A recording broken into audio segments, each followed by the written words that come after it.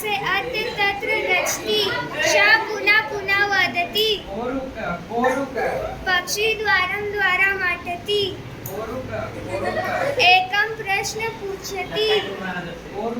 जानम् उपवास कुर्वन्ति कोऽपि उत्तरं न ददाति पक्षी निराश भवति स वने गच्छति वृक्ष उपवसति वृक्षते वेदर्षीय वाग्भटः अस्ति स पुनः वदति इते वाग्भटः शृणोति हितबुक ऋतुबुक इति स अर्थः हितकारी भोजनं करोति यः अर्थः मित्रं भोजनं करोति यः अर्थः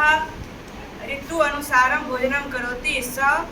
एवः निरोगः भवति इति। संतुष्ट पक्षी ऋषि समीप आगच्छति